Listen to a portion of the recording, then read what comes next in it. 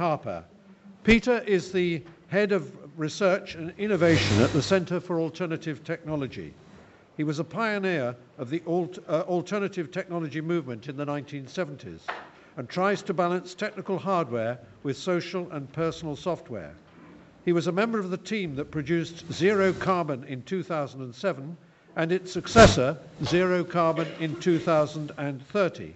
He's going to talk about Zero Carbon Britain. Ladies and gentlemen, Peter Harper.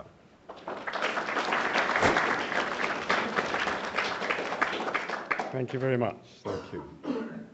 Well, I am going to talk a little bit about energy, which is to do with keeping the lights on, but I'm particularly going to look at the, some of the land use applications, implications. I think we can take a lot of the energy for granted. We've got so many energy experts here. 2030 means this is a scenario. It means we're trying to imagine something that could work in 2030. A lot of it, you'll look at it and say, that'll never fly. It won't fly now. It's true, it won't fly now. But I think we are obliged to try and think of possibilities for the future so we know where we're going. Why do we want to decarbonize the British economy? I don't think I need to say this anymore because it's all been covered. We know that there are some risks we're about to take, and it could be very serious. So basically, we need a plan B, or we need a series of plans B.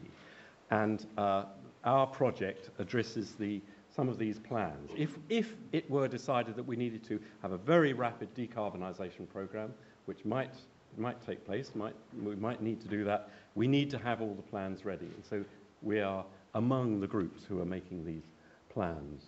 Right, so now I want to ask, are these plans realistic? And what we have found is that when we do these plans and work out what actually would work, physically work, we find there's an enormous gap between what is physically credible and what is actually right now politically and economic. And I've got a diagram which illustrates that. There's the left-hand side, we've got political realism, economic. This is where most of us are at. And we're addressing the... So, Zero Carbon Britain. Sorry. Zero Carbon Britain. That's our shorthand. Yes. So, at the moment, so most people are, of course, because you can only start from where you are. So, naturally, most people, policymakers, politicians, people in the energy supply industry and so on, have to start from where they are. So, they are thinking, how do we move little bit by little bit, 10%, 5%, in the right direction? And usually those efforts stall after a little bit because they run out of political cover or economic credibility. What we've done is we've said, cut. Let's go to the other side of the chasm, all in the mind, of course, because you can't actually go there, and see if we can actually work out credible future scenarios that do actually stack up. And then we might imagine, I don't know whether you can see that, little sort of backcast. So we're thinking, what would you do to join the dots between where we are now and where we are there? So if what I'm going to say might sound a little bit far-fetched, that's because it is a scenario in the future, and you don't have to get too worried about it, perhaps. So there is this big gap between the two, but in our view, physical reality does ultimately trump economic and political reality. Would anybody like to argue with that? Right.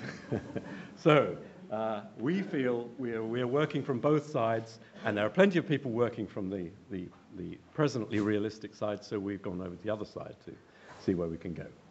All right. So now, an example. This is not our work. This is David Mackay, the famous David Mackay, who's just become an important advisor to the government. He's written a brilliant book called Sustainable Energy Without Hot Air, and I do recommend it.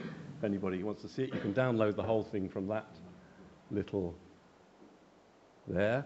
Okay, this is the sort of thing. He's trying to think of future scenarios that add up, that keep the lights on and are physically credible. You've got a certain amount of energy for keeping the lights on. Where are you going to get that energy from? We know how to add up energy, and he's doing it in every possible way he can. So this is the sort of thing you come up with. You throw absolutely everything at it. If you're not allowed to use fossil fuels, you end up with Lots of wind power, a lot of it offshore, but a lot of it onshore. You end up with nuclear power. You have carbon capture and storage. I think there's King's North there, and a few others. You import energy from elsewhere in Europe and North Africa, that's been mentioned before, and you have a lot of tidal power. You have everything. You just throw everything at it, and you can get scenarios that stack up.